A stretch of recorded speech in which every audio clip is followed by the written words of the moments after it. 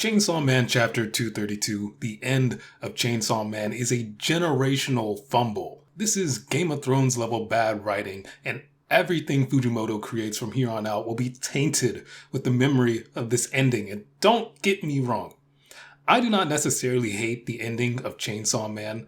The timeline getting reset, Denji still not being particularly happy, but still trying to find his own path, a path that's true to himself and not an extension of Chainsaw Man. That idea, that dare I say theme, that Chainsaw Man was never actually good for Denji, that is all fine. I get it. Narratively, I am here for it, but none of that was earned. What we got is not the ending of chapter 232. This is the ending of chapter 435, when we've made it to this point in the story. Nothing about Chainsaw Man Part 2 led us to the ending. This is just dog water.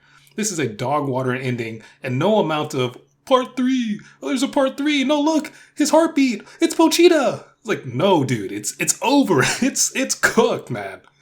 The people doing backflips, mental gymnastics to try and justify why this is a good ending are putting in more work to this story than Fujimoto has in the past 6 months.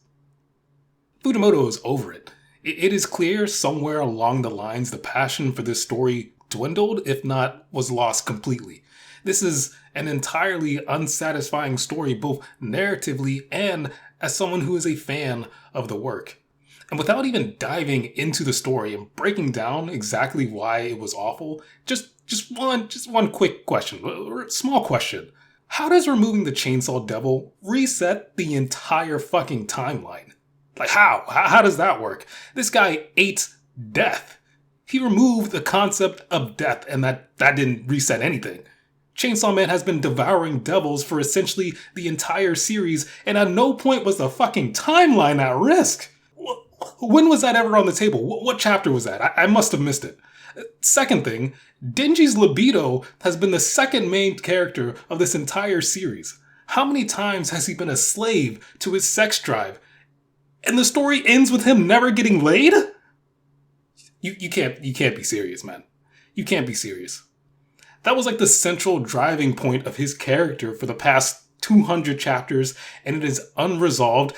And the character that we just spent 135 chapters building up, Asa, their entire relationship, reset, no connection, fuck you.